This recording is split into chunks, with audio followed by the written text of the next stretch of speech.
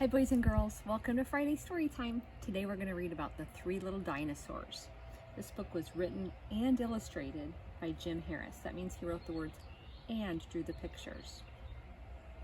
They look like different dinosaurs, huh?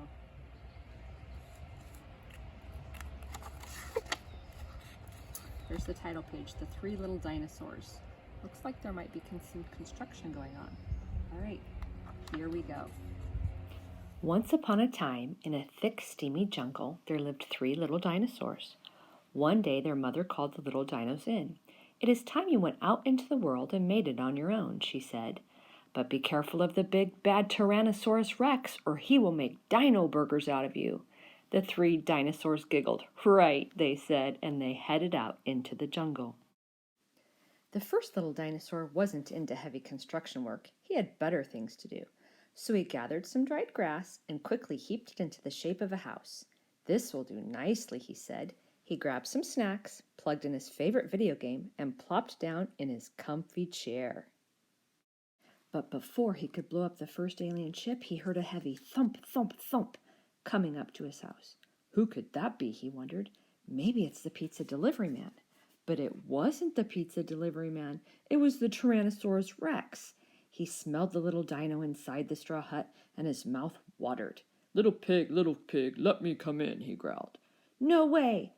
And don't call me a pig. I'm a dinosaur." "Then I'll huff, and I'll puff, and I'll blow your house in," yelled the Rex. And he huffed, and he puffed, and he blew the little grass hut to smithereens. But in the confusion, the first little dino snuck off and ran to find his brothers.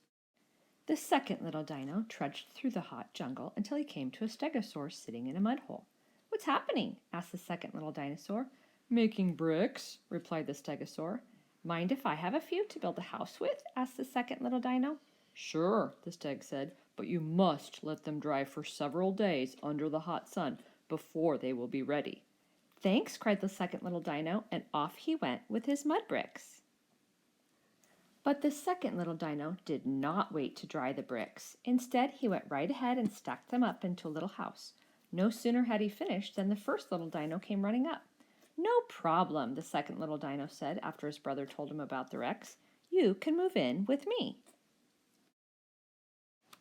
But the Rex had followed the first little dino to the mud brick house. He banged on the door. Little pigs, let me come in," shouted the Rex, and he thought, "I'll make a double cheeseburger out of them."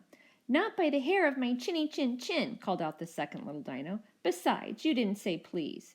"And stop calling us pigs," shouted the first little dino. The Rex grinned a sharp, toothy grin. "Then I'll huff and I'll puff and I'll blow your house in." But he huffed and he puffed and he blew, and the little house would not budge. Then he noticed the bricks were not quite dry. "Ah," he sighed, and he went and gathered some buckets of water. He climbed up on top of the little house and started pouring water on the roof.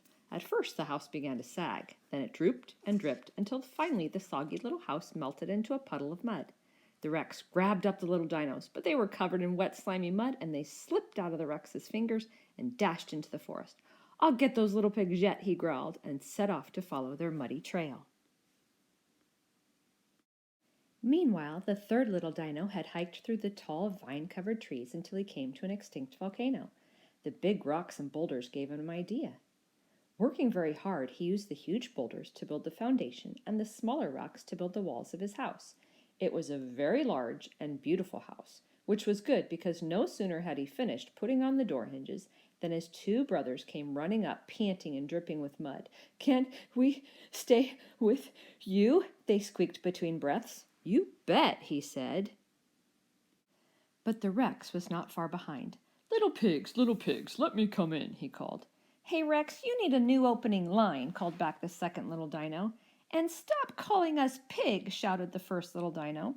"Then I'll huff, and I'll puff, and I'll blow your house in," shouted back the Rex. "I'm so scared," laughed the third little dino. "You can't blow a rock house down. It's your bad breath that has me worried. Don't you ever brush?" This, of course, made the Rex very mad, so he huffed his very biggest huff, and he puffed his biggest puff, and he blew till his tongue hung down to his chin. But nothing happened. So he brought his buckets of water, and he poured and poured and poured some more. But he could not melt the house either. But Rex wouldn't give up. Every night he sat up in his house long after bedtime, and thought about how to get those three little dinos. Now, Rex had a brain the size of a peanut, so it took him not days, not months, but years, till one night he finally thought of the answer. "This is brilliant," he shouted. He could just taste those piggy burgers with mustard and melted cheese. The next day, Rex found a long pole and placed it carefully under a giant boulder on the peak of a tall mountain above the rock house. Then he pulled and he tugged, and finally he jumped on the end of the pole. The huge rock tilted over and began to roll. Faster and faster it rolled down the side of the mountain, through the forest, across a creek, and then smash! Right into the rock house. I've done it, he cried, and then he raced down to what was left of the third dino's house to get a triple deluxe burger for lunch. But the three little dinos weren't there. "Now where could those little porkers be?" he muttered. He was busily looking for them under every rock and didn't notice somebody walk up behind him. "Who is going to pay for this?" demanded a gruff voice. "I hope you've got insurance, Buster." "And stop calling us pigs," added another deeper voice. "It's a good thing we were outside," drawled a third voice. "You could have hurt somebody, fella." The Rex grinned wickedly and turned around and quickly to grab the little dinos before they could get away, but he found himself eye to eye with a rather round belly. While Rex had been trying to figure out how to get up into the rock house, the little dinos had grown up and up and up. Rex looked up at the three great big dinos and turned very pale. Sorry about the house," he squeaked. I just remembered. I got a dentist appointment. Yeah, that's it, a dentist appointment." Then he turned and ran as fast as he could and didn't slow down till he was far, far away. So the three brothers built new houses and lived happily ever after, and they never saw hide nor hair of Rex again, because he had taken up a quiet, more peaceful life. He's gone fishing. Look what he caught. He looks a little bit nervous. The end. See you soon.